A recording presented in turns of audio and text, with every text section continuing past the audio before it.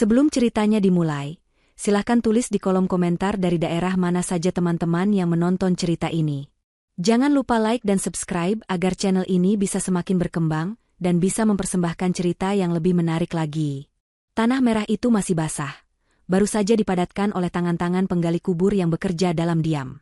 Aroma bunga melati dan mawar yang ditaburkan di atasnya bercampur dengan bau khas tanah sehabis hujan, menciptakan sebuah wewangian duka yang menusuk hingga ke tulang. Aku, Alina, berdiri mematung di sana. Mataku bengkak dan perih. Rasanya sudah tidak ada lagi air mata yang bisa keluar. Seluruh energiku terkuras habis oleh tangisan semalam suntuk dan prosesi pemakaman yang terasa begitu panjang dan menyiksa. Ibu telah tiada. Wanita terkuat yang pernah ku kenal, satu-satunya sandaran hidupku setelah ayah meninggal bertahun-tahun lalu, kini telah berbaring tenang di bawah gundukan tanah ini. Langit Jakarta yang mendung seolah ikut berduka. Orang-orang di sekelilingku, para kerabat dan tetangga, satu persatu menghampiri, menepuk pundakku, dan membisikkan kata-kata penghiburan yang terdengar seperti dengungan lebah di telingaku. Aku hanya bisa mengangguk, tersenyum tipis, atau sekadar menatap kosong. Pikiranku melayang, mencari satu sosok yang seharusnya berdiri paling tegap di sampingku saat ini. Bram, suamiku. Sejak semalam, saat kabar duka itu datang, batang hidungnya tak terlihat. Panggilan teleponku tak pernah diangkat. Puluhan pesanku hanya centang dua abu-abu, tak pernah berubah biru.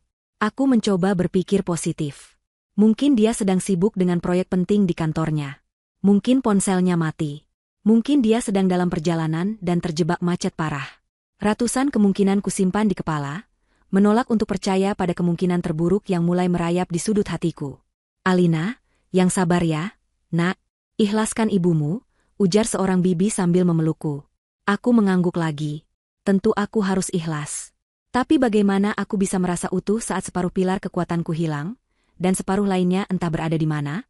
Mataku terus menyapu kerumunan pelayat yang mulai berangsur-angsur pulang. Tidak ada Bram. Tidak ada suamiku. Rasa dingin yang aneh mulai menjalar di punggungku, lebih dingin dari udara sore itu. Rasa takut dan kecewa mulai mengalahkan rasa duka. Apakah pekerjaannya benar-benar lebih penting daripada pemakaman ibu mertuanya sendiri? Apakah dia tidak peduli melihatku hancur seperti ini? Doa terakhir dipanjatkan. Gundukan tanah itu kini telah sepi, hanya menyisakan aku dan beberapa sepupu yang setia menemani. Aku berjongkok, mengusap nisan kayu yang masih baru itu dengan jemari yang gemetar. Ibu, Alina sendirian sekarang, bisikku, dan pertahananku pun jebol. Air mata yang kukira sudah kering, kembali mengalir deras. Isak tangisku terdengar pilu, memecah kesunyian di pemakaman itu. Di tengah isak tangis yang memilukan itu, ponsel di dalam genggamanku bergetar. Sebuah notifikasi pesan masuk. Jantungku berdebar kencang. Harapan membuncah di dada. Pasti ini Bram. Pasti dia akan menjelaskan semuanya, meminta maaf karena terlambat, dan mengatakan dia sedang dalam perjalanan untuk memelukku. Dengan napas yang tersengal dan pandangan yang kabur oleh air mata, aku membuka pesan itu. Bukan. Itu bukan permintaan maaf. Itu bukan ucapan duka. Layar ponselku menampilkan sebuah gambar. 2 lembar tiket pesawat menuju Denpasar, Bali, untuk penerbangan sore ini. Di bawah gambar tiket itu, ada sebuah foto selfie. Bram, suamiku, tersenyum lebar dengan kacamata hitam bertengger di kepalanya. Di sebelahnya, seorang wanita yang kukenali sebagai Siska, juniornya di kantor, merangkul lengannya dengan manja sambil mengedipkan sebelah mata ke arah kamera. Latar belakang mereka adalah ruang tunggu bandara yang ramai. Mereka tampak begitu bahagia, begitu ceria, begitu tanpa beban. Duniaku berhenti berputar. Napasku tercekat di tenggorokan. Aku menggulir layar ke bawah dengan jari yang terasa kaku seperti es. Di sana, di bawah foto yang meremukan hatiku, ada sebaris kalimat pendek dari Bram. Kalimat yang akan selamanya terpatri dalam ingatanku sebagai belati paling tajam yang pernah menghunjamku. Aku butuh liburan, pusing dengar drama tangisanmu. Aku pergi sama Siska ke Bali 7 hari. Jangan ganggu. Aku membaca kalimat itu berulang kali. Setiap kata terasa seperti tamparan keras di wajahku. Drama tangisanmu. Kata-kata itu bergema di kepalaku. Jadi, duka citaku atas kepergian ibuku hanyalah sebuah drama baginya? Kesedihanku yang nyaris membuatku gila ini, hanyalah sebuah gangguan yang membuatnya pusing? Dan dia memilih untuk lari, bukan bersamaku, tapi bersama wanita lain? Ke Bali? Untuk bersenang-senang selama 7 hari? Tepat di hari ibuku dikuburkan? Seketika, air mataku berhenti mengalir. Isak tangisku lenyap, digantikan oleh keheningan yang mencekam di dalam diriku. Rasa duka yang tadinya memenuhi setiap rongga di tubuhku seolah tersedot keluar, dan kekosongan itu dengan cepat diisi oleh sesuatu yang lain. Sesuatu yang gelap, dingin, dan sangat kuat. Kebencian. Amarah yang membara begitu dahsyat hingga terasa membekukan. Hujan gerimis mulai turun, membasahi jilbab hitam yang kukenakan. 1 tetes, 2 tetes, lalu semakin deras. Tapi aku tidak merasakannya. Aku hanya menatap layar ponsel di tanganku, lalu beralih menatap gundukan tanah di hadapanku. Nisan ibuku. Wajah ibuku yang tersenyum terbayang di benakku, seolah memberiku kekuatan. Para sepupu yang melihat perubahan drastis di wajahku mulai mendekat dengan cemas. "Alin, kamu nggak apa-apa? Ayo kita pulang, sudah mau hujan deras," kata salah satunya sambil mencoba memegang lenganku. Aku menepis tangannya dengan pelan namun tegas. Aku bangkit berdiri, tubuhku terasa tegak dan kokoh, tidak lagi lunglai seperti beberapa menit yang lalu. Aku menatap lurus ke depan, ke arah jalan keluar pemakaman. Pandanganku tajam, fokus, seolah bisa melihat menembus masa depan. Hujan membasahi wajahku, menyamarkan jejak air mata yang sudah mengering. Di bawah rintik hujan yang semakin deras di pemakaman, di atas pusara ibuku yang masih basah, sebuah janji terucap tanpa suara dari dalam hatiku. Sebuah sumpah. "Ibu, lihat saja," bisikku pada angin. Suaraku terdengar asing di telingaku sendiri, datar dan tanpa emosi. "Lihat saja apa yang akan kulakukan pada mereka." 7 hari. Dia memberiku waktu 7 hari. Dan aku akan menggunakan setiap detiknya untuk membangun neraka yang akan menyambut kepulangannya. Perjalanan pulang terasa seperti mimpi buruk. Aku duduk di kursi penumpang, membiarkan sepupuku mengemudikan mobil dalam diam. Pemandangan di luar jendela, gedung-gedung, lampu jalan, rintik hujan yang menari di kaca, semuanya tampak buram dan tidak nyata. Satu-satunya hal yang jelas di pikiranku adalah gambar di ponselku dan kalimat kejam yang menyertainya. "Drama tangisanmu." Kalimat itu terus berputar seperti kaset rusak. Setiap putarannya mengikis habis sisa-sisa cinta dan hormat yang pernah kumiliki untuk Bram. Saat mobil akhirnya berhenti di depan rumah kami, rumah yang kubangun bata demi bata bersama Bram dengan segala harapan dan impian, rasanya aku ingin menyuruh sepupuku untuk terus melaju. Aku tidak mau masuk. Tempat yang dulu kusebut sebagai surga kecilku, kini terasa seperti penjara yang akan menyiksaku dengan kenangan. Namun, aku harus menghadapinya. "Makasih ya, Ran. Hati-hati di jalan," ucapku pada sepupuku, Rania. "Lin, kamu yakin mau sendirian? Aku temani ya malam ini," tawarnya dengan wajah penuh kekhawatiran. Aku menggeleng pelan, mencoba memaksakan seulas senyum. "Nggak apa-apa, Ran. Aku butuh waktu sendiri." Rania tampak ragu, tapi akhirnya mengangguk dan melajukan mobilnya pergi setelah aku berjanji akan mengunci semua pintu dan segera menelepon jika butuh sesuatu. Aku berdiri di depan pagar, menatap rumah 2 lantai itu. Dari luar, semuanya tampak sama. Taman kecil yang selalu kurawat, lampu teras yang menyala hangat. Tapi aku tahu, di dalamnya, semuanya telah berubah. Kunci terasa berat dan dingin di tanganku saat aku membukanya. Begitu pintu terbuka, aroma khas rumah menyambutku. Campuran antara pengharum ruangan beraroma lavender, sisa aroma masakan dari dapur, dan yang paling menyakitkan, aroma parfum Bram yang samar-samar tertinggal di udara. Aku melangkah masuk dan menutup pintu di belakangku. Suara klik dari kunci yang kuputar terdengar begitu keras di tengah keheningan, seolah menandai dimulainya kurungan penyiksaanku. Malam pertama tanpa ibu. Malam pertama setelah pengkhianatan suamiku. Aku berjalan melewati ruang tamu. Mataku tertuju pada foto pernikahan kami yang terpajang besar di dinding. Aku dan Bram, tersenyum bahagia, saling berpelukan. Dulu, foto itu selalu membuat hatiku hangat. Sekarang, melihatnya terasa seperti menelan serpihan kaca. Senyumnya tampak seperti sebuah kebohongan. Pelukannya terasa seperti jerat ular. Tanpa berpikir panjang, aku meraih foto itu, membantingnya ke lantai dengan sekuat tenaga. Suara kaca yang pecah berderai memecah keheningan, tetapi itu tidak cukup. Aku menginjak-injak serpihan foto itu, merobek wajah Bram dengan tumitku hingga tak bisa dikenali lagi. Napasku terengah-engah, dadaku naik turun. Amarah memberiku sedikit kelegaan, tetapi hanya sesaat. Setelah itu, kekosongan kembali datang, lebih besar dan lebih gelap dari sebelumnya. Aku berjalan seperti zombie menuju kamar kami. Pintu kamar ibu tertutup rapat. Aku tidak sanggup membukanya. Belum. Aku tahu jika aku masuk ke sana, melihat tempat tidurnya yang rapi dan kosong, aku akan benar-benar hancur. Jadi, aku masuk ke kamarku sendiri. Kamar kami. Di atas tempat tidur, sisi tempat Bram biasa tidur masih terlihat sedikit berantakan, seolah dia baru saja bangkit dari sana. Bantalnya masih memiliki lekukan kepalanya. Aku mendekat, dan bau parfumnya semakin kuat. Di sanalah aku ambruk. Aku jatuh berlutut di samping tempat tidur, dan semua pertahananku runtuh. Aku meraung.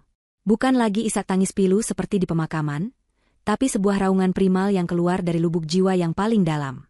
Raungan seekor binatang yang terluka, yang kehilangan segalanya.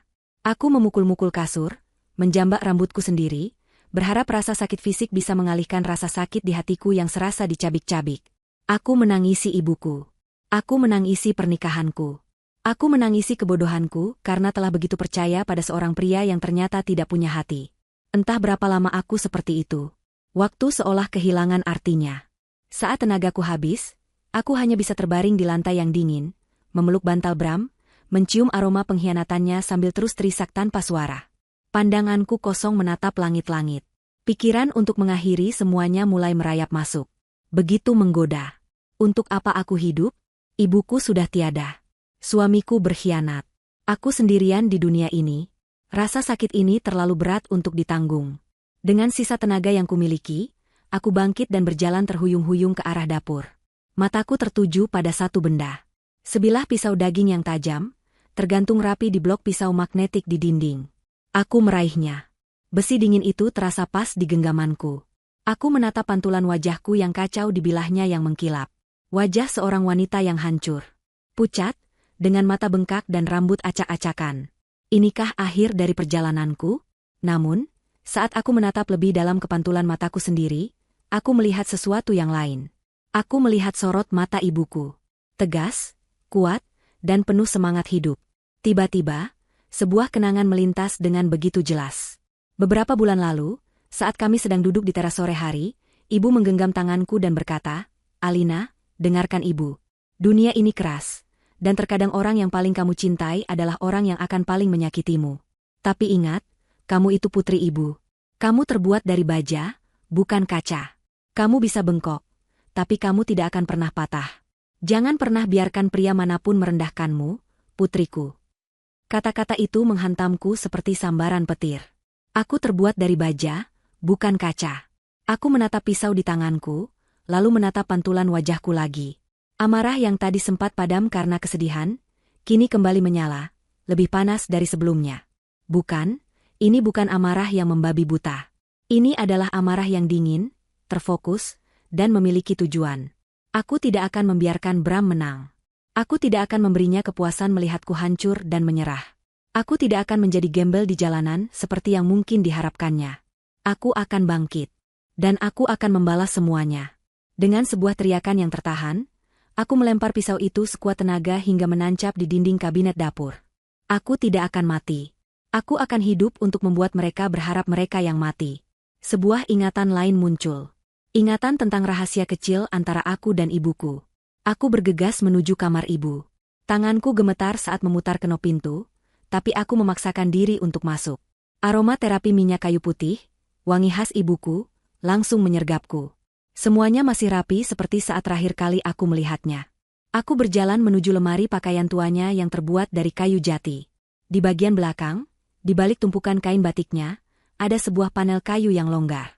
Aku mencongkelnya dengan kuku. Di baliknya, ada sebuah rongga kecil. Dan di dalamnya, tergeletak sebuah buku catatan bersampul kulit coklat. Aku menariknya keluar dan membawanya ke meja rias. Aku duduk di kursi yang biasa ibu duduki, merasakan kehadirannya di sekelilingku. Dengan jantung berdebar, aku membuka buku catatan itu. Di halaman pertama, tulisan tangan ibuku yang rapi menyambutku. Untuk putriku, Alina. Jika laki-laki menghancurkanmu, gunakan ini untuk menghancurkannya kembali. Aku terkesiap. Ibuku. Wanita luar biasa itu, bahkan setelah tiada, masih menjagaku. Aku mulai membalik halaman demi halaman. Buku itu bukan buku harian biasa. Itu adalah sebuah berkas investigasi. Di dalamnya, ibuku dengan cermat mencatat semua kejanggalan keuangan Bram. Tanggal, jumlah, dan keterangan setiap transfer mencurigakan dari rekening bersama kami ke rekening lain. Ada catatan seperti 15 juta, biaya servis mobil tahunan, tapi mobil baru diservis bulan lalu. Atau 10 juta, investasi saham teman, tapi tidak pernah cerita apa-apa. Di beberapa halaman, ibuku bahkan menempelkan struk ATM yang ditemukannya di saku celana Bram. Dan di halaman-halaman terakhir, ada daftar aset-aset yang dibeli Bram tanpa sepengetahuanku, lengkap dengan salinan bukti kepemilikannya. Puncaknya adalah sebuah nama dan nomor rekening. Siska Amelia. Puluhan juta rupiah telah mengalir ke rekening itu selama setahun terakhir. Napasku terasa sesak karena campuran antara sakit hati dan kekaguman pada ibuku. Dia tahu. Selama ini dia tahu tapi memilih diam. Mungkin untuk menjagaku, sambil diam-diam mengumpulkan semua senjata ini. Dan di halaman paling akhir, ada 2 nama dan nomor telepon dengan catatan kecil di sampingnya. Ratna Sari, SH, pengacara terbaik. Sahabat lamaku. Dia akan membelamu sampai mati. Dewa Mahendra, investigator swasta, Bali. Andal dan bisa dipercaya. Untuk jaga-jaga, aku menutup buku itu. Air mataku kembali menetes. Tapi kali ini bukan air mata kesedihan.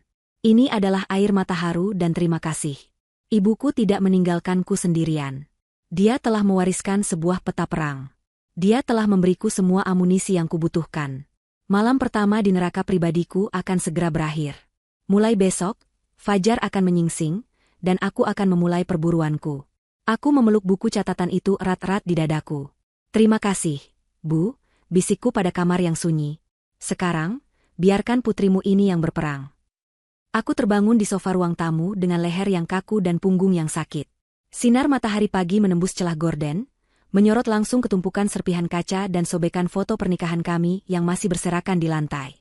Untuk sesaat, aku merasa bingung, seolah baru saja bangun dari mimpi yang sangat panjang dan mengerikan. Lalu, ingatan itu datang menghantam tanpa ampun. Ibuku. Pemakaman. Pesan dari Bram. Semuanya nyata. Rasa sakit itu kembali menusuk, mencoba menarikku kembali ke dalam jurang keputusasaan. Aku memejamkan mata, ingin kembali tertidur dan melupakan segalanya. Namun, mataku menangkap keberadaan buku catatan bersampul kulit coklat yang tergeletak di atas meja kopi, tepat di sampingku. Aku meraihnya, jemariku menelusuri ukiran sederhana di sampulnya. Untuk putriku, tulisan tangan ibuku seolah memanggilku, menarikku dari tepi jurang. Aku bukan lagi Alina yang malang. Aku bukan lagi korban yang pasrah. Semalam, aku telah membuat keputusan. Dan hari ini adalah hari pertama dari perangku. Dengan energi baru yang entah datang dari mana, aku bangkit. Aku tidak mempedulikan pecahan kaca di lantai. Langkah pertamaku adalah menuju kamar mandi. Aku menatap cermin dan nyaris tidak mengenali wanita di hadapanku. Matanya merah dan bengkak. Kantung mata hitam melingkarinya, rambutnya kusut masai, dan wajahnya pucat pasi. Inilah wajah kehancuran. Inilah wajah yang ditertawakan Bram dan selingkuhannya di Bali. Amarah kembali menghangatkan darahku yang terasa dingin. Aku menyalakan shower dengan air paling dingin yang bisa kutahan, membiarkan air es itu mengguyur tubuhku, menyetrum setiap sel sarafku hingga terjaga sepenuhnya. Aku ingin merasakan sakit, sakit yang bisa kukendalikan, untuk menggantikan sakit hati yang tidak bisa kukontrol. Setelah mandi dan berganti pakaian dengan kemeja bersih dan celana panjang, pakaian kerja, pakaian perang, aku kembali ke ruang tamu. Dengan hati-hati, aku memunguti setiap serpihan kaca, memasukkannya ke dalam kantong sampah. Aku mengambil sobekan foto wajahku dan menyimpannya di laci, tetapi sobekan foto wajah Bram kuremas menjadi bola kecil dan kulempar ke tempat sampah dengan perasaan puas. Membersihkan kekacauan fisik ini terasa seperti langkah pertama membersihkan kekacauan dalam hidupku.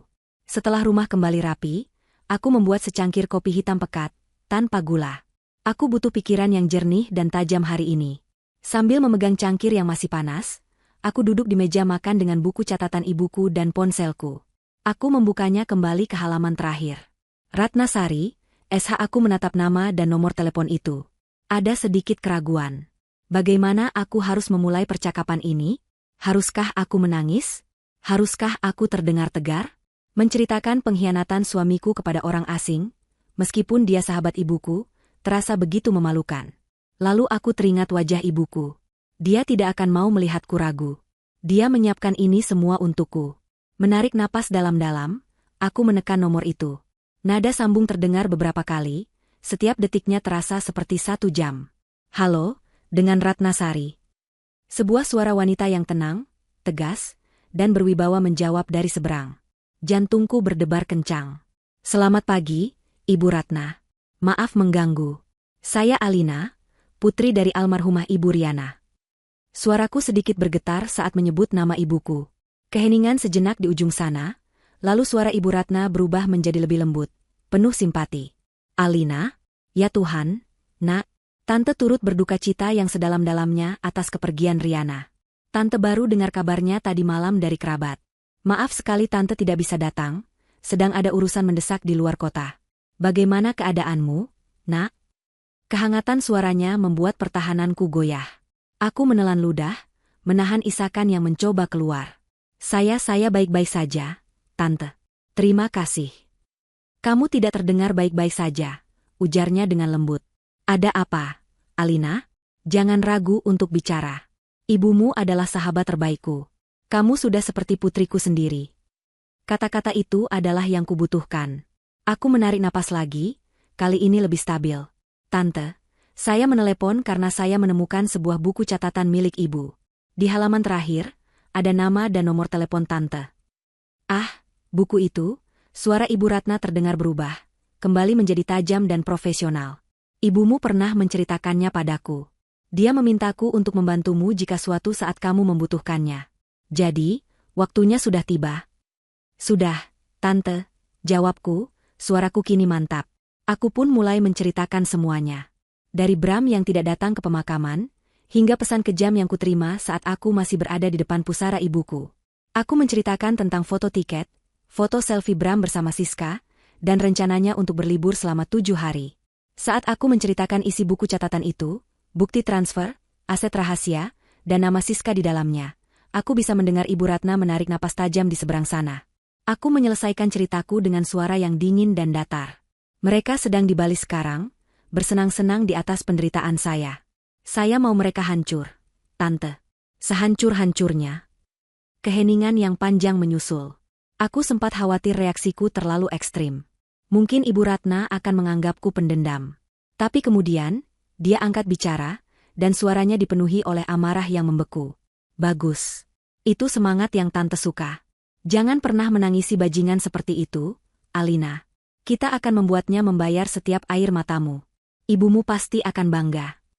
Kata-katanya seperti balsam yang menenangkan sekaligus bensin yang menyulut apiku. Apa yang harus saya lakukan sekarang, Tante?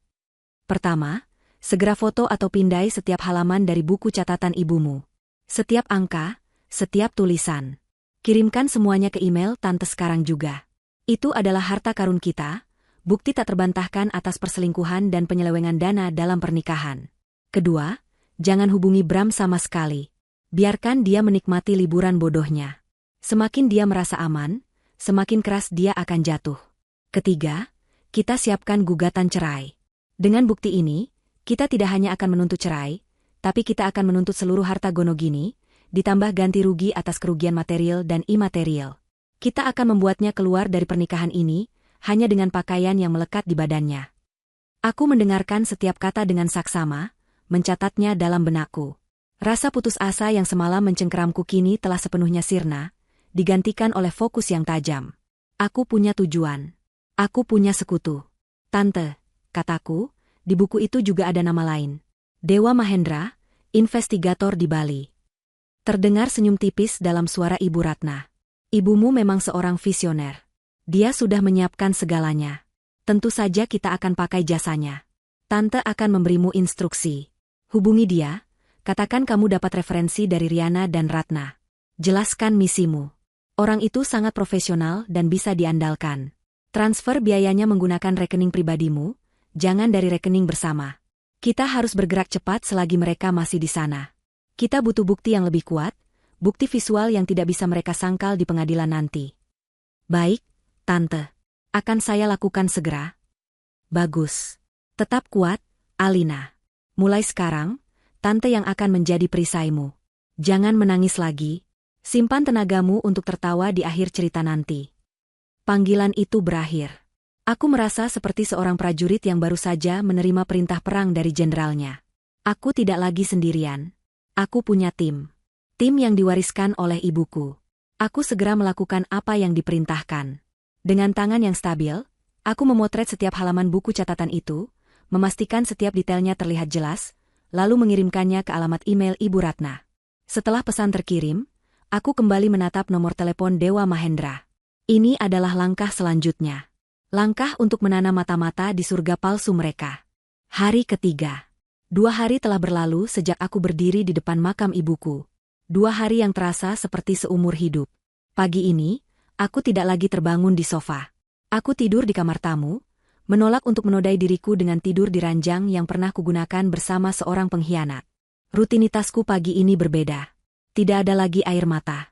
Yang ada hanya kopi hitam, buku catatan ibuku, dan sebuah misi. Setelah mengirimkan semua bukti kepada Ibu Ratna kemarin, fokusku hari ini adalah Dewa Mahendra, sang investigator swasta di Bali. Menghubunginya terasa berbeda dengan menghubungi Ibu Ratna. Jika Ibu Ratna adalah dukungan moral dan hukum, maka Pak Dewa adalah senjata rahasiaku. Dia adalah ujung tombak dalam operasi senyap ini. Aku menatap nomornya cukup lama, menyusun kata-kata yang tepat di kepalaku. Aku harus terdengar tenang, profesional, dan berkuasa. Aku tidak boleh terdengar seperti istri yang tersakiti. Aku adalah klien yang memberikan pekerjaan. Akhirnya, aku menekan tombol panggil. Suara seorang pria yang dalam dan tenang menjawab setelah 2 dering. Dewa Mahendra. Selamat pagi, Pak Dewa. Nama saya Alina. Saya mendapatkan kontak Anda dari Ibu Riana dan Ibu Ratnasari. Riana dan Ratna, gumamnya, ada sedikit nada kehangatan dalam suaranya. 2 wanita hebat. Saya turut berduka atas kepergian Ibu Riana. Ada yang bisa saya bantu, Bu Alina? Profesionalismenya langsung membuatku merasa nyaman. Terima kasih, Pak. Ya, ada. Saya butuh jasa Anda. Suami saya, Bramantio, sedang berlibur di Bali bersama seorang wanita bernama Siska Amelia. Mereka tiba 2 hari yang lalu dan akan berada di sana selama 5 hari lagi. Saya butuh pengawasan penuh. Pengawasan penuh. Bisa Anda jelaskan lebih detail apa yang Anda inginkan sebagai hasilnya? Tanyanya lugas. Saya mau semuanya. Jawabku tanpa ragu, suaraku dingin dan mantap. Saya mau foto, video, rekaman audio jika memungkinkan. Kemana mereka pergi, apa yang mereka makan, dengan siapa mereka bertemu, di mana mereka menginap. Saya ingin tahu setiap detail dari liburan mereka. Dan yang paling penting, aku berhenti sejenak, saya butuh bukti perselingkuhan yang absolut dan tidak terbantahkan. Bukti visual yang intim. Semakin memalukan bagi mereka, semakin baik untuk saya. Pak Dewa diam sejenak. Aku bisa membayangkan dia sedang mencerna permintaanku. Saya mengerti, katanya akhirnya. Ini bisa dilakukan. Kirimkan saya foto terbaru suami Anda dan wanita itu, detail penerbangan mereka jika ada, dan informasi apapun yang Anda miliki tentang kemungkinan lokasi mereka menginap. Saya akan kirimkan rincian biaya dan nomor rekening saya. Setelah pembayaran diterima, tim saya akan langsung bergerak. Saya tidak punya informasi hotel, tapi saya akan kirimkan foto selfie mereka di bandara. Uang akan saya transfer dalam 10 menit. Baik, Bu Alina. Anda akan menerima laporan pertama sore ini. Percakapan selesai. Singkat, padat, dan efisien. Aku segera mengirimkan foto terkutuk itu, foto yang telah menghancurkan duniaku, kepada Pak Dewa, bersama dengan detail nama lengkap mereka. Kemudian, aku mentransfer sejumlah uang yang cukup besar dari rekening tabungan pribadiku, rekening yang berisi warisan dari ayahku, yang tidak pernah diketahui Bram. Investasi untuk sebuah keadilan. Setelah semuanya selesai, babak baru penyiksaan dimulai, menunggu. Rumah yang besar ini terasa semakin sunyi. Setiap detik terasa merayap. Aku mencoba menyibukkan diri. Aku membersihkan seluruh rumah hingga berkilau, membuang semua sisa-sisa keberadaan Bram yang bisa kutemukan. Majalah otomotifnya, sepatunya yang tergeletak di rak, bahkan muk kopi favoritnya kumasukkan ke dalam kardus. Namun, pikiranku tidak bisa lepas dari Bali. Aku membayangkan Bram dan Siska, tertawa di pantai, bergandengan tangan, tanpa sedikitpun rasa bersalah. Karena tidak tahan, aku melakukan sesuatu yang kutahu akan menyakitkan, tetapi perlu. Aku membuka laptopku dan mencari nama Siska Amelia di media sosial. Akunnya tidak dikunci. Dan apa yang kulihat di sana membuat darahku mendidih. Halamannya dipenuhi dengan foto-foto yang menampilkan citra seorang wanita baik-baik, sukses, dan religius. Ada foto saat dia memberikan sumbangan ke panti asuhan, foto bersama keluarganya dengan caption, harta yang tak ternilai. Bahkan kutipan-kutipan bijak tentang karma dan pentingnya menjadi orang baik. Sebuah kepalsuan yang sempurna. Pelakor berkedok malaikat. Rasa jijik menjalari diriku. Aku menyimpan beberapa foto dan tautan profilnya. Ini akan menjadi amunisi tambahan nanti. Tepat seperti yang dijanjikan, sore harinya ponselku bergetar. Sebuah pesan masuk dari nomor tak dikenal melalui aplikasi pesan terenkripsi. Dari Pak Dewa. Jantungku berdegup kencang saat membukanya. Isinya sebuah foto. Diambil dari jarak jauh menggunakan lensa tele. Gambarnya sedikit kabur tapi pesannya sangat jelas. Bram dan Siska sedang berada di sebuah kafe di pinggir pantai Canggu. Bram sedang mengoleskan losion tabir surya di punggung Siska yang hanya terbalut bikini. Mereka tertawa, wajah mereka begitu dekat, begitu mesra. Aku menatap foto itu lama sekali. Tidak ada air mata. Yang kurasakan hanyalah dinginnya baja yang melapisi hatiku semakin tebal. Ini nyata. Bukan lagi sekadar pesan teks, tapi sebuah bukti visual. Pengkhianatan mereka terpampang nyata dalam sebuah gambar. Aku menyimpan foto itu, memberinya nama file, Bukti 01. Selama 2 hari berikutnya, laporan dari Pak Dewa terus mengalir masuk, menjadi rutinitas mengerikan dalam hari-hariku yang kosong. Sebuah foto mereka sedang makan malam romantis di Jimbaran, diterangi cahaya lilin. Video singkat mereka berjalan di Monkey Forest Ubud. Bram merangkul pinggang Siska dengan posesif. Pesan teks yang memberitahukan bahwa mereka baru saja menghabiskan jutaan rupiah untuk berbelanja di Seminyak. Setiap pembaruan adalah sayatan kecil di hatiku, tetapi juga sebuah batu bata baru untuk membangun dinding pembalasanku. Aku melacak seluruh liburan romantis mereka dari kesunyian rumahku di Jakarta, merasakan setiap tusukan pengkhianatan mereka sebagai bahan bakar untuk amarahku. Lalu, pada sore di hari keempat, sebuah pesan penting masuk dari Pak Dewa. Pesan yang mengubah segalanya. Laporan. Target BFS baru saja check out dari hotel mereka di Seminyak.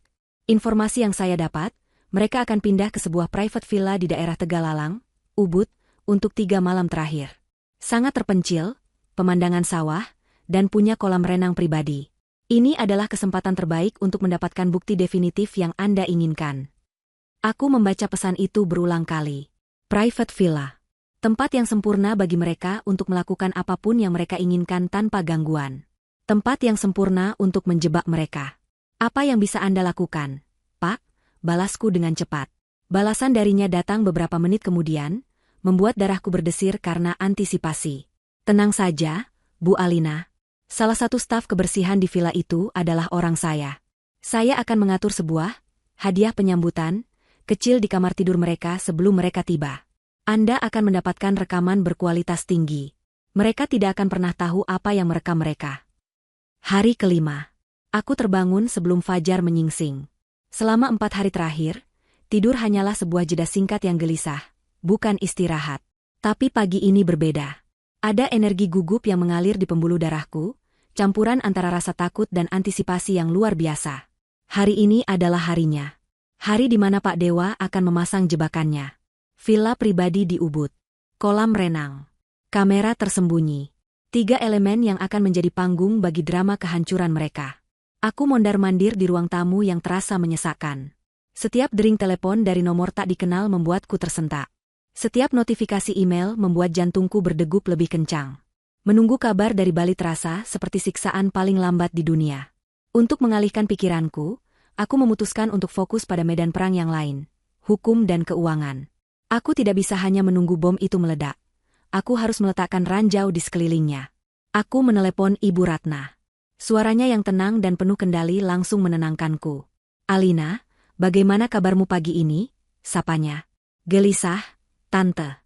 Tim Pak Dewa akan beraksi hari ini. Jawabku, mencoba menjaga suaraku agar tetap stabil. Bagus. Biarkan mereka bekerja di sana. Kita kerjakan bagian kita di sini, katanya dengan efisien. Tante sudah selesai menyusun draft gugatan cerai dan permohonan sita aset sementara. Draftnya sangat kuat. Semua bukti dari buku catatan ibumu sudah Tante lampirkan. Setiap rupiah yang dia kirimkan pada perempuan itu akan kita hitung sebagai utang yang harus dia bayar kembali padamu. Tapi Tante butuh tanda tanganmu di beberapa surat kuasa hari ini juga, agar kita bisa segera mendaftarkannya ke pengadilan besok pagi. Saya akan ke sana sekarang, Tante. Bagus. Bersiaplah, Alina. Begitu kamu menandatangani surat-surat ini, tidak ada lagi jalan untuk kembali. Saya tidak pernah berniat untuk kembali, jawabku dengan dingin. Perjalanan menuju kantor Ibu Ratna terasa seperti perjalanan seorang prajurit menuju markas komando sebelum pertempuran besar. Kantornya berada di sebuah gedung tinggi di pusat kota, dunia yang terasa begitu jauh dari rumahku yang sunyi dan penuh duka. Ruangannya tidak terlalu besar, tetapi rapi dan dipenuhi rak-rak buku hukum yang tebal. Semuanya terasa solid dan meyakinkan. Ibu Ratna menyambutku dengan pelukan hangat yang singkat namun tulus. Di matanya, aku melihat sorot mata ibuku, kuat dan protektif. Dia tidak menyajikan basa-basi. Di atas mejanya yang terbuat dari kayu mahoni, sudah tergeletak setumpuk dokumen yang tebal. Ini, katanya sambil menunjuk tumpukan kertas itu. Ini adalah tiket kebebasanmu dan surat kehancuran untuknya. Dia menjelaskan setiap dokumen dengan sabar. Gugatan cerai yang menuntut hak asuh penuh atas rumah dan aset bersama lainnya atas dasar perzinahan. Permohonan kepada pengadilan untuk membekukan semua rekening bank bersama dan kartu kredit atas nama Bram untuk mencegahnya melarikan uang. Surat kuasa yang memberinya wewenang penuh untuk bertindak atas namaku. Setiap klausul, setiap pasal, terasa seperti sebilah pedang yang diasah dengan tajam. Aku mengambil pena yang disodorkannya. Ujung pena itu terasa dingin di jariku. Aku menatap kolom tanda tangan di dokumen pertama. Di bawah namaku, Alina Farida, tertulis statusku, penggugat. Untuk sesaat, aku ragu. Bukan karena aku ingin kembali pada Bram, tetapi karena realitas dari tindakanku ini begitu besar. Ini adalah akhir resmi dari pernikahanku, dari hidup yang kukenal selama 5 tahun terakhir. Lalu, wajah Bram dan Siska yang tertawa di bandara melintas di benakku. Aku teringat kata-katanya, drama tangisanmu. Keraguan itu lenyap seketika, digantikan oleh bara api. Dengan tangan yang mantap, aku membubuhkan tanda tanganku. Satu persatu, di setiap dokumen yang membutuhkan, aku menuliskan namaku dengan tekanan yang kuat, seolah setiap goresan pena adalah paku yang kutancapkan di peti mati pernikahanku. Setelah semua selesai, aku merasa jauh lebih ringan. Aku telah menyerahkan kendali pada ahlinya. Aku sudah melakukan bagianku. Sekarang, aku hanya perlu menunggu senjata pamungkasku tiba. Aku kembali ke rumah saat hari sudah sore. Langit mulai berwarna oranye, tetapi di dalam rumah terasa gelap dan dingin. Aku tidak menyalakan lampu. Aku hanya duduk di depan laptopku di ruang kerja, layarnya menjadi satu-satunya sumber cahaya. Aku membuka emailku, merefresh halaman itu setiap beberapa menit sekali. Menit-menit berlalu menjadi jam. Jantungku berdebar tak karuan. Apakah rencananya berhasil? Apakah mereka curiga? Tepat pukul 9 malam, saat aku hampir menyerah pada kegelisahan, sebuah notifikasi email muncul.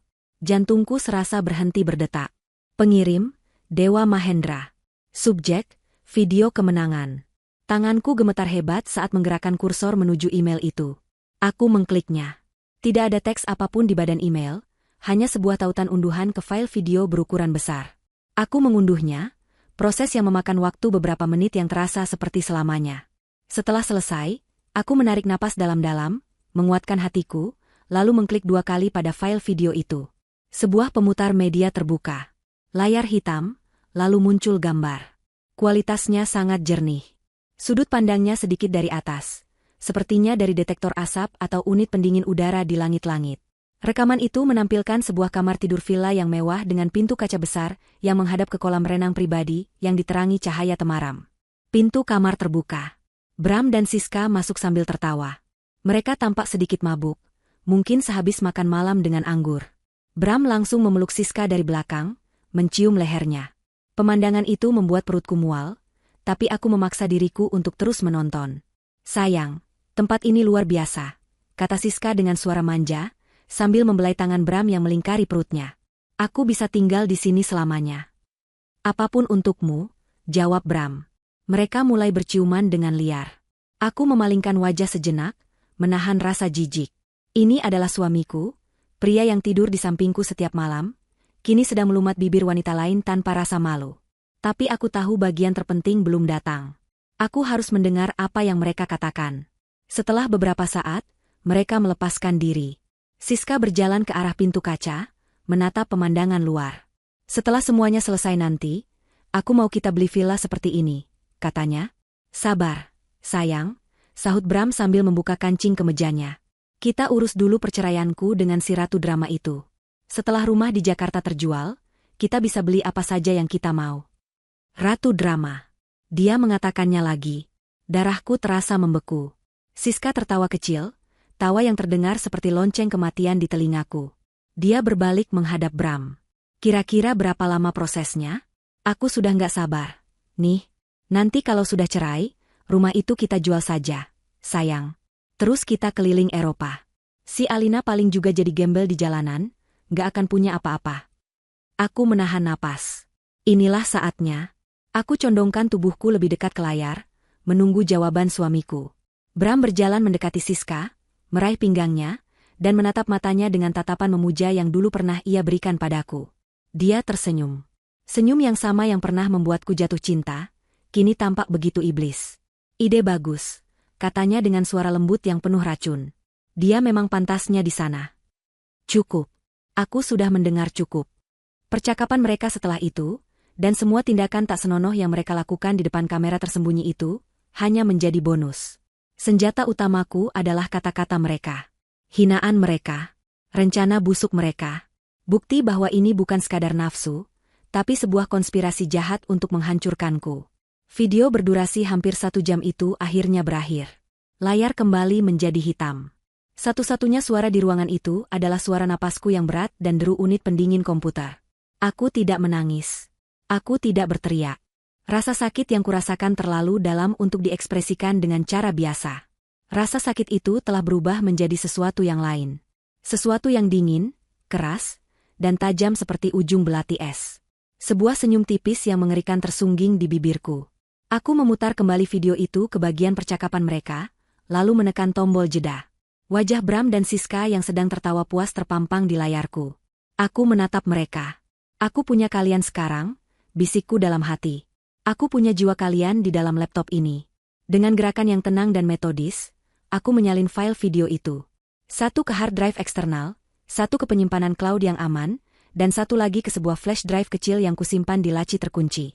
Amunisi telah diamankan. Bom atomku siap diluncurkan kapan saja. Aku mematikan laptop, dan kegelapan total menyelimuti ruangan itu. Tapi di dalam diriku, aku bisa merasakan cahaya kemenangan yang mulai bersinar. Hari ke-6. Hanya 1 hari tersisa sebelum mereka kembali. Jika kemarin adalah hari penantian yang penuh kecemasan, maka hari ini adalah hari eksekusi yang penuh dengan energi dingin dan terfokus. Aku bangun dengan satu tujuan jelas. Membersihkan rumahku, hidupku, dari semua jejak parasit yang bernama Bramantio. Pagi-pagi sekali, teleponku berdering. Ibu Ratna. Alina, ada kabar baik, katanya tanpa basa-basi. Permohonan sita sementara kita dikabulkan oleh hakim tadi pagi. Aku sudah mengirimkan surat perintahnya ke semua bank terkait. Mulai detik ini, semua rekening bersama kalian dibekukan. Dia tidak akan bisa menarik 1 rupiah pun. Kartu kredit tambahannya yang terhubung ke rekening itu juga sudah diblokir. Aku tersenyum puas. Kapan kira-kira efeknya akan terasa olehnya, Tante? Mungkin saat dia mencoba check out dari villa mahal itu besok pagi. Atau saat dia mencoba membeli oleh-oleh di bandara. Bayangkan saja wajahnya saat kartunya ditolak. Itu akan menjadi sambutan pertama dari kita, bahkan sebelum dia menginjakkan kaki di Jakarta. Sempurna, bisikku. Terima kasih banyak, Tante. Sama-sama, Nak. Sekarang, lakukan apa yang harus kamu lakukan. Persiapkan bentengmu. Panggilan itu berakhir. Langkah pertama dari badai telah dimulai. Sebuah gelombang kecil telah dikirim untuk mengguncang kapal pesiar mereka yang sedang berlayar tenang. Sekarang, saatnya aku mempersiapkan tsunami yang akan menyambut mereka di daratan. Aku mengenakan pakaian paling nyaman yang kumiliki, mengikat rambutku ke belakang, dan memakai sarung tangan karet. Misiku hari ini, operasi pengusiran. Aku memulai dari ruangan yang paling personal, walk-in closet kami. Sisi kananku penuh dengan pakaianku, sementara sisi kirinya adalah wilayah kekuasaan Bram. Dulu, aku suka melihat sisi itu, deretan kemeja dan jasnya yang rapi memberiku rasa bangga. Hari ini, aku melihatnya sebagai tumpukan kain tak berharga yang mengotori rumahku. Aku mengambil kantong sampah hitam ukuran paling besar.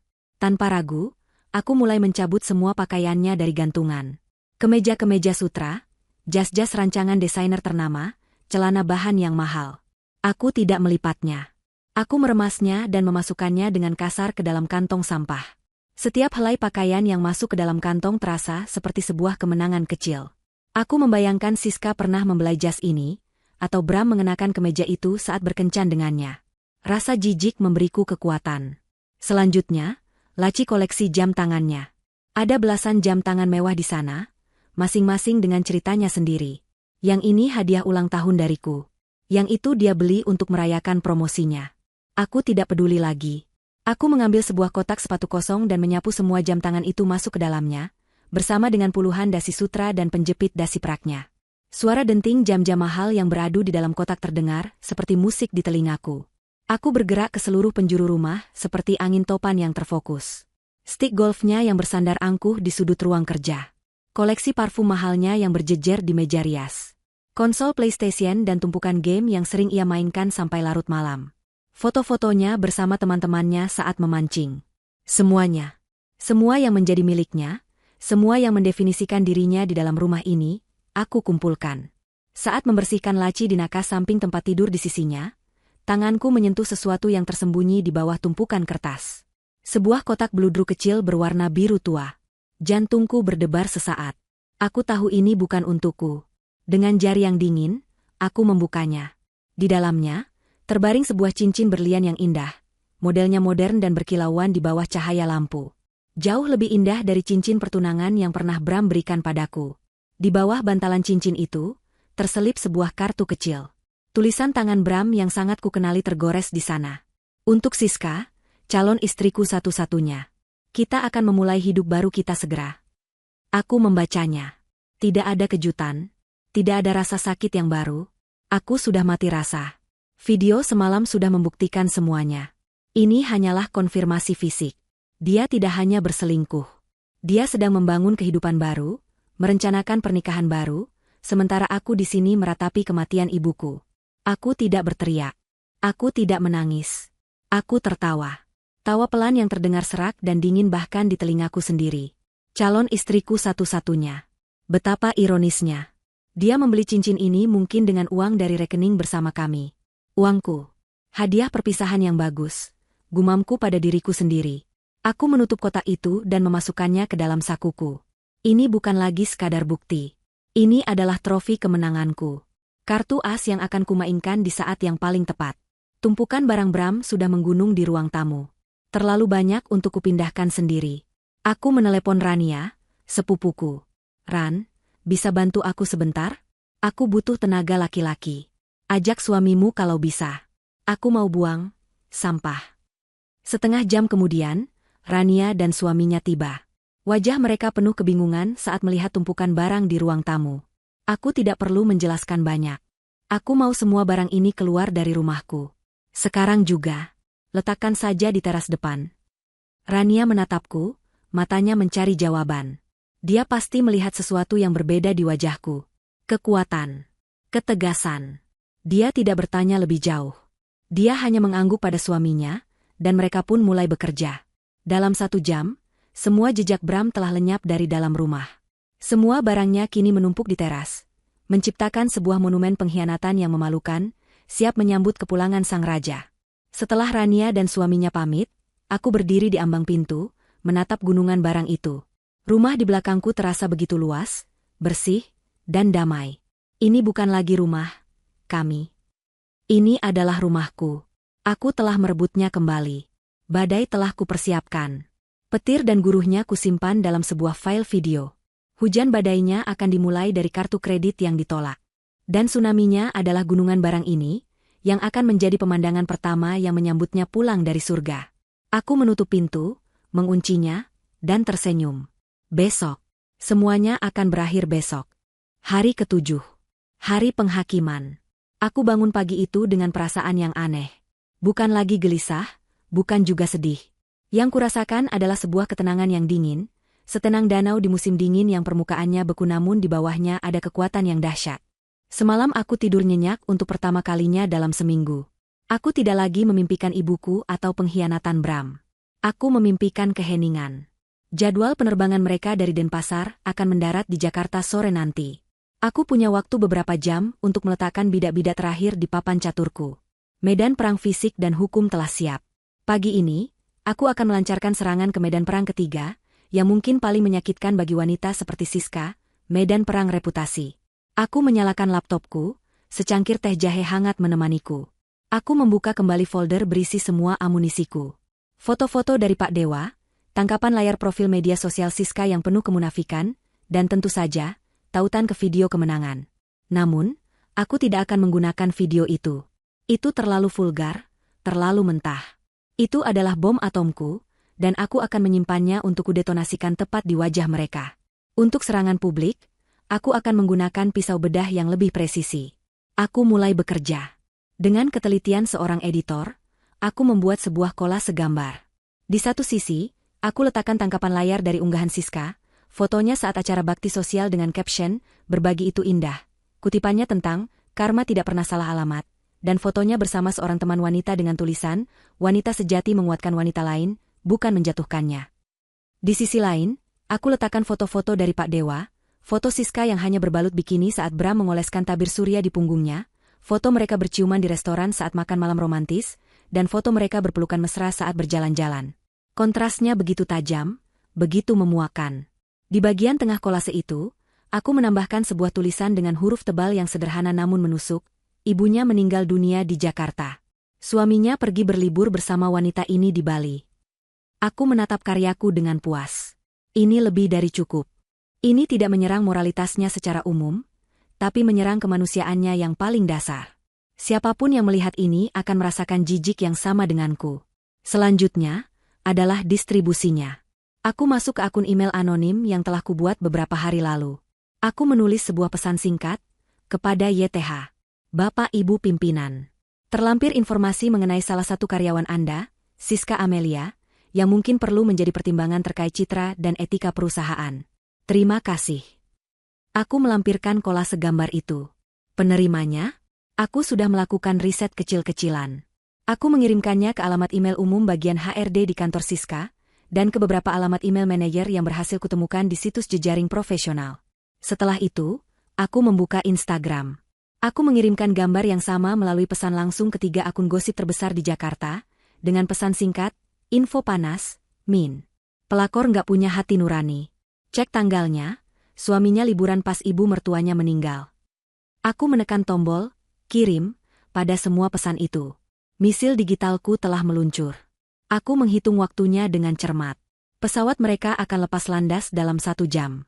Saat mereka berada di udara selama hampir 2 jam, tanpa koneksi internet, api akan mulai berkobar. Begitu mereka mendarat dan menyalakan ponsel, mereka akan disambut oleh neraka ciptaan mereka sendiri. Setelah tugas itu selesai, aku menutup laptopku. Fase pertama selesai. Sekarang fase kedua, persiapan fisik. Aku menelepon sebuah jasa penggantian kunci profesional dan membuat janji untuk 1 jam dari sekarang. Selagi menunggu, kurir dari kantor Ibu Ratna tiba, mengantarkan sebuah amplop coklat besar dan tebal. Isinya adalah salinan gugatan cerai dan surat panggilan resmi dari Pengadilan Agama untuk sidang pertama. Aku mengambil selotip bening yang paling kuat dan menempelkan amplop itu tepat di tengah-tengah pintu depan rumahku. Amplop itu tampak begitu mencolok. Sebuah proklamasi bisu tentang apa yang menanti di baliknya. Tukang kunci datang dan bekerja dengan cepat. Dalam waktu kurang dari 1 jam, semua lubang kunci di rumahku telah diganti. Dia menyerahkan 1 set kunci baru kepadaku. Saat aku menggenggam kunci-kunci itu, aku merasakan sebuah gelombang kelegaan yang luar biasa. Ini adalah penegasan terakhir. Tidak ada lagi akses untuknya. Dia resmi menjadi orang asing di rumah ini. Terakhir, aku melakukan satu hal lagi untuk diriku sendiri. Aku pergi ke salon langganan ibuku. Aku disambut dengan tatapan prihatin dan ucapan duka, tapi aku hanya tersenyum dan berkata, "Tolong buat saya jadi cantik hari ini, Mbak." Potong rambut model baru, cerambat, manikur, pedikur. Semuanya. Selama 3 jam berikutnya, aku membiarkan diriku dirawat. Aku memejamkan mata saat rambutku dipotong, membuang semua kenangan buruk bersama helai-helai rambut yang jatuh ke lantai. Aku memilih cat kuku berwarna merah marun, warna yang melambangkan kekuatan dan keberanian. Saat aku akhirnya menatap cermin, wanita yang balas menatapku tampak berbeda. Rambutnya lebih pendek dan segar, wajahnya tampak lebih cerah, dan yang terpenting, matanya tidak lagi menunjukkan kesedihan. Mata itu bersinar dengan cahaya dingin penuh determinasi. Aku tidak melakukan ini untuk Bram. Aku melakukan ini untuk diriku sendiri. Aku ingin menunjukkan pada diriku sendiri bahwa aku tidak hancur. Aku sedang membangun kembali diriku menjadi versi yang lebih kuat. Aku pulang ke rumah, mengenakan gaun terusan sederhana namun elegan dan riasan tipis. Aku memandang sekali lagi ke teras yang dipenuhi tumpukan barang Bram. Pemandangan yang sempurna. Lalu, dengan tenang, Aku berjalan keluar rumah, mengunci pintu dengan kunci baruku, dan menuju sebuah kafe kecil di seberang jalan kompleks perumahanku. Kafe itu memiliki jendela besar yang menghadap langsung ke jalan masuk rumahku. Aku memesan secangkir teh kamomil, duduk di sudut yang nyaman, dan menunggu. Pesta penyambutan di gerbang neraka akan segera dimulai. Langit sore mulai menggelap saat sebuah taksi berwarna biru berhenti tepat di depan gerbang rumahku. Aku, dari tempatku duduk di seberang jalan, bisa melihatnya dengan jelas. Jantungku berdetak sedikit lebih cepat, bukan karena gugup, tapi karena adrenalin. Waktu pertunjukan telah tiba. Pintu taksi terbuka. Bram keluar lebih dulu, mengenakan kacamata hitam dan kemeja linen yang sedikit kusut. Dia tampak lelah karena perjalanan, tetapi ada sisa-sisa rona bahagia dari liburan di wajahnya yang kecoklatan. Dia tertawa sambil mengatakan sesuatu kepada Siska yang menyusul keluar dari taksi. Siska, dengan gaun musim panas dan topi lebar, juga tertawa. Mereka terlihat seperti pasangan normal yang baru pulang dari liburan impian, sibuk menurunkan koper dan tas jinjing berisi oleh-oleh. Tawa mereka berhenti seketika. Aku melihat momen itu dengan sangat jelas. Bram, yang hendak membuka gerbang, membeku di tempat. Matanya terpaku pada sesuatu yang tergantung di sana. Poster besar hasil karyaku. Selamat datang kembali, pengkhianat. Meskipun dari jauh aku tidak bisa melihat ekspresinya dengan detail, bahasa tubuhnya mengatakan segalanya. Bahunya yang tadinya santai menjadi tegang. Dia menoleh pada Siska dengan tatapan bingung. Siska berjalan mendekat, dan saat dia melihat poster itu, dia menutup mulutnya dengan sebelah tangan. Kepanikan mulai terlihat di wajahnya. Bram, tampaknya mengira ini hanyalah lelucon murahan, mendorong gerbang dengan kasar. Dan di sanalah mereka mendapatkan kejutan kedua. Di teras depan, terhampar pemandangan yang surreal. Seluruh harta benda pribadinya, koper-koper berisi setelan jas mahal, kotak-kotak berisi koleksi jam tangannya, tas golfnya, bahkan konsol permainannya, semuanya menumpuk seperti gunungan sampah. Apa-apaan ini? Aku bisa mendengar teriakannya bahkan dari seberang jalan. Kemarahannya meledak. Dia meninggalkan koper-kopernya di trotoar dan menyerbu ke arah pintu depan. Alina, keluar kamu. Alina, teriaknya sambil menggedor-gedor pintu dengan kepalan tangannya. Siska tampak semakin panik. Beberapa tetangga mulai membuka gorden jendela mereka, tertarik oleh keributan itu. Siska mencoba menarik lengan Bram, mungkin menyuruhnya untuk tenang, tapi Bram menepisnya dengan kasar. Alina, buka pintunya, brengsek. Dia merogoh sakunya, mengeluarkan kunci rumah. Dia memasukkannya ke lubang kunci, memutarnya dengan paksa. Gagal. Dia mencobanya lagi. Gagal. Kunci itu tidak mau berputar. Dia tidak tahu bahwa lubang kunci itu sudah menjadi rumah bagi mekanisme yang sama sekali baru. Wajahnya yang marah kini bercampur dengan kebingungan total. Dan saat itulah matanya menangkap amplop coklat besar yang tertempel di pintu. Dengan gerakan kasar, dia merobek amplop itu dari pintu. Tangannya yang gemetar merobek kertas tebal itu. Dia menarik keluar isinya. Aku bisa melihat dari jauh bagaimana tubuhnya menegang saat membaca lembaran pertama. Dia mungkin membaca kop suratnya, Pengadilan Agama. Lalu judulnya, Gugatan Cerai. Dia terhuyung mundur selangkah, seolah baru saja menerima pukulan telak di ulu hati. Dia menatap kertas di tangannya, lalu ke tumpukan barangnya, lalu ke pintu yang tertutup rapat. Dunia yang dia tinggalkan 7 hari yang lalu dalam keadaan baik-baik saja, kini telah runtuh di depan matanya. Sementara Bram terpaku dalam keterkejutannya, neraka lain terbuka untuk Siska. Ponselnya, yang mungkin baru saja diaktifkan setelah mendarat, mulai bergetar dan berbunyi tanpa henti. Notifikasi berdenting susul-menyusul seperti senapan mesin. Wajahnya pucat pasi saat menatap layar ponselnya. Aku bisa membayangkan apa yang dia lihat. Ratusan pesan WhatsApp. Puluhan panggilan tak terjawab. Dan mungkin, saat dia membuka Instagram, dia melihat wajahnya terpampang di akun gosip, di-tag oleh teman-temannya, dengan ratusan komentar kejam yang sudah membanjirinya. Bram, panggilnya dengan suara gemetar. Bram, lihat ini. Tapi Bram tidak peduli. Dia masih diliputi amarah dan syoknya sendiri. Ini semua gara-gara kamu, teriak Bram, tiba-tiba menuding Siska. Pasti kamu yang pamer di media sosial, kan? Membuat Alina tahu. Aku? Kamu yang mengirim pesan padanya. Kamu yang meninggalkannya di hari pemakaman ibunya. Balas Siska, kini air matanya mulai mengalir. Kantorku semua orang tahu, Bram, aku bisa dipecat. Mereka mulai bertengkar hebat di halaman depan rumahku. Saling menyalahkan, saling meneriakkan kata-kata kasar. Pemandangan yang begitu menyedihkan sekaligus memuaskan. Dua pengkhianat itu kini saling mencabik satu sama lain, tepat seperti yang kuharapkan. Para tetangga kini tidak lagi hanya mengintip. Beberapa bahkan sudah berdiri di teras rumah mereka, menonton drama gratis itu. Di puncak pertengkaran mereka, saat Bram baru saja akan melontarkan hinaan lain pada Siska, sebuah suara menginterupsi mereka. Klik. Pintu depan rumahku terbuka.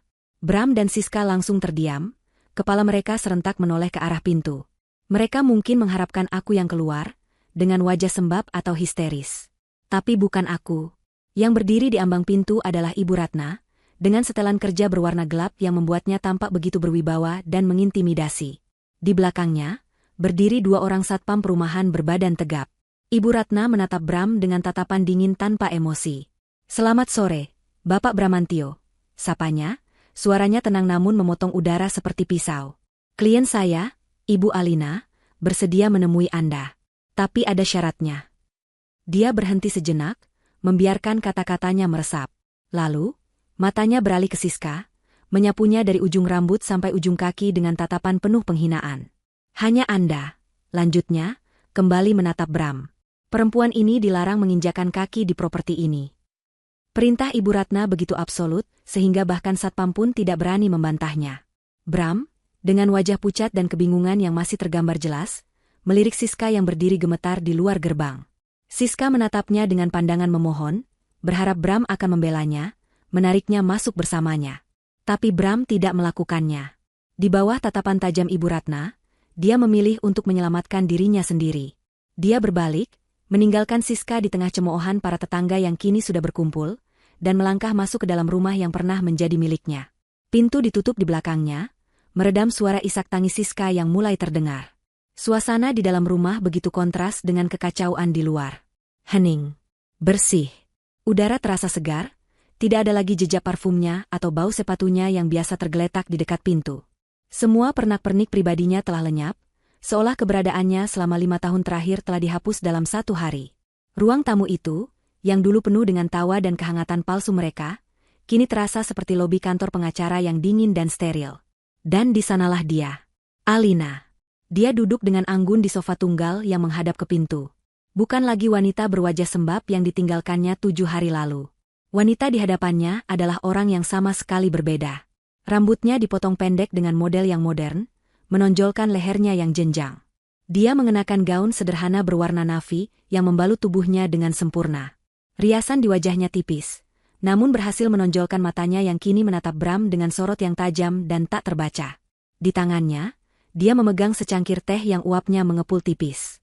Dia tampak begitu tenang, begitu berkuasa, seolah dia adalah seorang ratu yang sedang menerima audiensi dari seorang pesuruh yang lancang. Pemandangan itu membuat amarah Bram yang sempat padam karena syok, kembali menyala. Dia tidak menyangka akan disambut seperti ini. Dia mengharapkan air mata, teriakan, drama. Bukan ketenangan yang mengintimidasi ini. Ini adalah rumahnya juga, dan wanita ini bertingkah seolah dia adalah pemilik tunggal. "Alina, apa maksud semua ini?" bentaknya, suaranya menggema di ruangan yang sunyi. Dia menunjuk ke arah pintu. "Tumpukan barang di luar? Surat dari pengadilan? Kamu sudah gila?" Alina tidak menjawab. Dia hanya menyesap tehnya perlahan, matanya tidak pernah lepas dari wajah Bram yang memerah karena marah. Keheningannya membuat Bram semakin murka. "Jawab aku. Kenapa kamu melakukan ini padaku? Mempermalukanku di depan tetangga? Apa salahku?" Dia melanjutkan, langkahnya membawanya lebih dekat ke tengah ruangan. "Aku cuma butuh liburan. Aku stres, Alina. Ibumu sakit, suasana rumah jadi suram, aku penat. Aku cuma butuh sedikit waktu untuk menyegarkan pikiran. Dan beginikah balasanmu? Kamu mengusirku dari rumahku sendiri?" Dia berhenti, napasnya terengah-engah. Dia menunggu reaksi. Jeritan. Bantahan. Apa saja. Tapi Alina tetap diam. Dia meletakkan cangkir tehnya di atas meja dengan gerakan pelan tanpa suara. Tatapannya masih terkunci pada Bram. Dia membiarkan Bram berbicara, membiarkan suaminya itu menggali kuburnya sendiri lebih dalam dengan setiap kata yang keluar dari mulutnya. Dan perempuan itu, lanjut Bram, kini suaranya sedikit lebih pelan, mencoba memainkan peran sebagai korban. Siska tidak ada hubungannya dengan ini semua. Dia cuma teman kantor yang kebetulan mau menemaniku. Kamu salah paham, Alina. Kamu terlalu banyak nonton sinetron. Selalu berlebihan, selalu mendramatisir keadaan. Dram. Kata itu lagi. Kata yang menjadi pemicu segalanya. Alina melihat Bram sudah kehabisan kata-kata.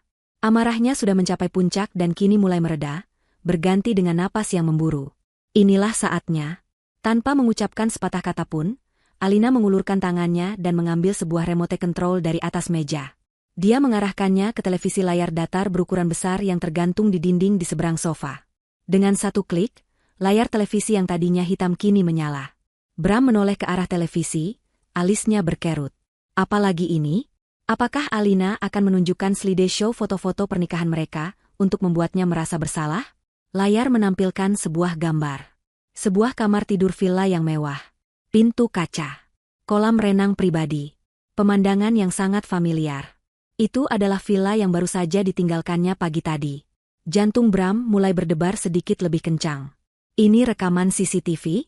Tapi dari mana? Lalu, pintu kamar di layar itu terbuka. Sesosok pria dan wanita masuk sambil tertawa. Dirinya. Dan Siska. Wajah Bram berubah seketika.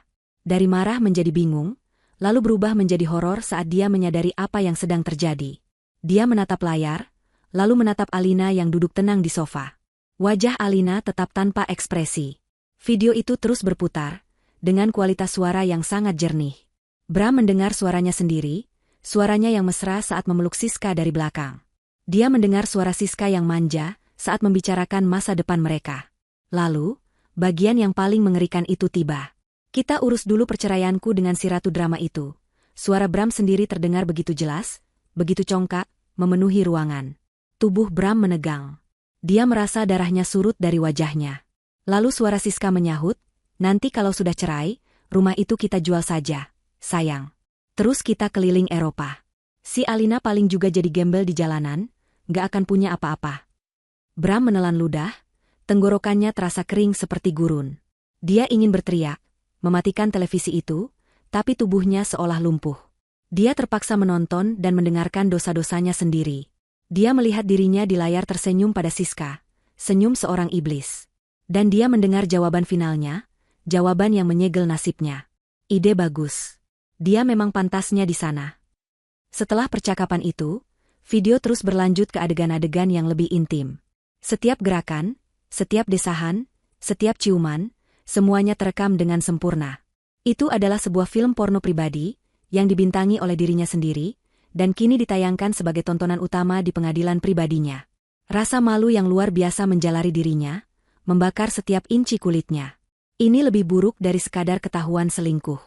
Ini adalah rekaman pengkhianatannya yang paling hina, lengkap dengan niat jahat yang terucap dengan jelas.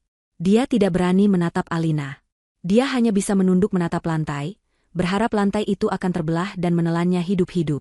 Semua arogansinya, semua amarahnya, semua pembenaran dirinya, lenyap tak bersisa. Yang tersisa hanyalah rasa malu, takut, dan penyesalan yang terlambat. Dia hancur. Alina telah menghancurkannya bahkan tanpa perlu mengangkat suaranya. Video itu terus berputar tanpa ampun.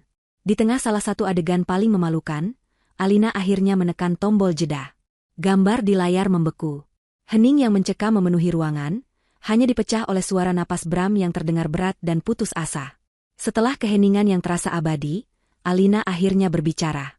Ini adalah kata-kata pertama yang diucapkannya pada Bram sejak kepulangannya. Suaranya tidak bergetar. Suaranya tidak dipenuhi amarah.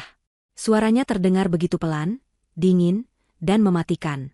Sekarang, katanya, matanya menatap lurus ke dalam mata Bram yang kini penuh dengan ketakutan.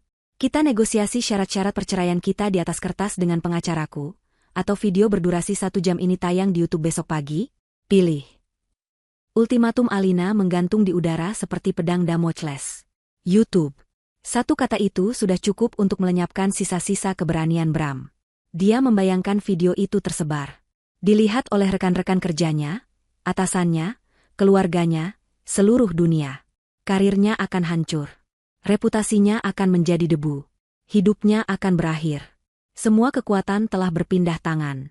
Pria yang tadinya berdiri angkuh sambil berteriak, kini luruh ke lantai. Dia jatuh berlutut di depan Alina, Wajahnya yang pucat kini basah oleh air mata penyesalan yang tidak tulus. Alina, ampun, aku mohon, jangan. Isaknya, suaranya parau. Aku salah, aku hilaf. Aku minta maaf, Lin. Tolong jangan lakukan itu. Aku akan melakukan apa saja. Alina menatapnya yang bersujud di kakinya. Tidak ada rasa iba di hatinya. Tidak ada kepuasan. Yang ada hanya rasa jijik. Dia sudah selesai dengan pria ini. Dia bahkan tidak sudi lagi mendengar suaranya. Sudah terlambat untuk permintaan maaf, sahut Ibu Ratna yang sejak tadi berdiri diam di dekat pintu. Dia melangkah maju, membawa sebuah map tebal dan meletakkannya di atas meja kopi. Klien saya tidak tertarik dengan air matamu. Dia hanya tertarik pada tanda tanganmu. Bram mendongak, matanya yang merah menatap tumpukan dokumen itu. Dia tahu apa isinya. Itu adalah surat penyerahan dirinya. Ibu Ratna menjelaskan isinya dengan singkat dan tanpa emosi. Surat pernyataan cerai tanpa syarat. Perjanjian pembagian harta yang menyatakan Bram melepaskan haknya atas rumah, mobil, dan semua aset bersama lainnya. Surat kuasa untuk menjual aset-aset tersebut. Dan yang terakhir, sebuah surat perjanjian yang menyatakan Bram akan membayar ganti rugi kerugian imaterial dalam jumlah yang fantastis, yang akan dicicil dari gajinya selama 10 tahun ke depan. Di bagian bawah, ada klausul non-disclosure yang sangat ketat. Melarangnya untuk berbicara tentang video itu atau detail perceraian ini kepada siapapun, seumur hidupnya. Ini perampokan, bisik Bram, tidak percaya. Alina tertawa kecil, tawa dingin pertama yang didengar Bram darinya. Anggap saja ini biaya liburanmu di Bali, katanya. Murah, kan? Di bawah ancaman video yang bisa meledak kapan saja, Bram tidak punya pilihan. Dengan tangan yang gemetar hebat, dia menandatangani setiap lembar dokumen. Setiap goresan pena terasa seperti sayatan di kulitnya, mengupas habis semua yang pernah dimilikinya. Dia menandatangani akhir dari pernikahannya, akhir dari kekayaannya, akhir dari hidup nyamannya. Setelah tanda tangan terakhir dibubuhkan, Ibu Ratna mengambil kembali dokumen-dokumen itu. Sudah selesai, katanya. Sekarang, silakan keluar dari rumah ini. Satpam akan mengantar Anda. Bram bangkit dengan lunglai, seperti boneka yang talinya putus. Dia menatap Alina untuk terakhir kalinya, mencari setitik belas kasihan di matanya. Tapi yang dia temukan hanyalah kekosongan yang dingin. Dia telah menjadi orang asing. Satpam kemudian menggiringnya keluar pintu, menuju tumpukan barangnya yang masih teronggok di teras. Di luar, Siska sudah tidak ada. Jalanan sudah sepi. Dia benar-benar sendirian sekarang. Beberapa minggu berlalu. Proses perceraian berjalan secepat kilat karena Bram tidak mengajukan perlawanan sama sekali. Reputasi Siska hancur lebur. Kolase gambar yang dikirim Alina menjadi viral di lingkungan kantornya. Dia dipecat dengan tidak hormat atas dasar pelanggaran etika perusahaan. Tanpa pekerjaan dan dengan nama yang sudah tercemar, tidak ada lagi yang mau menerimanya. Bram, yang kini hidup menumpang di rumah saudaranya dan gajinya dipotong untuk membayar utang pada Alina, tentu saja mencampakkannya begitu saja. Mereka berdua, yang tadinya merasa di puncak dunia, kini telah jatuh ke titik terendah. Alina, sementara itu, mulai membangun kembali hidupnya. Sesuai rencana, dia menjual rumah itu beserta semua kenangan pahit di dalamnya.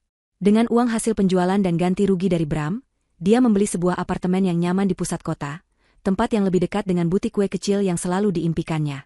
Dia mulai mengikuti kursus bisnis dan patisserie, menuangkan seluruh energi dan semangatnya untuk mewujudkan cita-citanya. Suatu sore, saat dia baru saja pulang dari kelasnya, dia melihat dua sosok yang lusuh menunggunya di lobi apartemen. Bram dan Siska. Penampilan mereka sangat menyedihkan. Bram tampak jauh lebih kurus. Pakaiannya kumal. Siska, yang dulu selalu tampil glamor, kini terlihat kuyu tanpa riasan, matanya bengkak dan kosong. Melihat Alina, mereka bergegas menghampiri dan tanpa disangka, langsung berlutut di hadapannya, di tengah lobi yang ramai. Alina, tolong maafkan kami, isak Bram, mencoba meraih ujung pakaian Alina. Aku sudah kehilangan segalanya. Pekerjaanku terancam, aku tidak punya apa-apa lagi. Tolong, cabut tuntutan ganti rugimu. Aku juga, Al, sambung Siska dengan suara parau. Aku sudah hancur. Tidak ada yang mau mempekerjakanku. Tolong, kami mohon. Orang-orang di lobi mulai berbisik-bisik. Dulu, pemandangan ini mungkin akan memuaskannya. Tapi sekarang, Alina hanya merasakan kehampaan saat menatap mereka. Mereka bukan lagi monster yang menyakitinya. Mereka hanyalah dua orang menyedihkan yang menuai apa yang mereka tanam. Alina menatap mereka berdua yang bersujud di lantai. Tidak ada lagi amarah di matanya, hanya ada ketenangan seorang pemenang yang sudah move on. Dia membuka tasnya, mengeluarkan dompet, dan mengambil beberapa lembar uang ratusan ribu. Dia menaruhnya di tangan Bram yang terulur. "Ini," katanya, suaranya tenang dan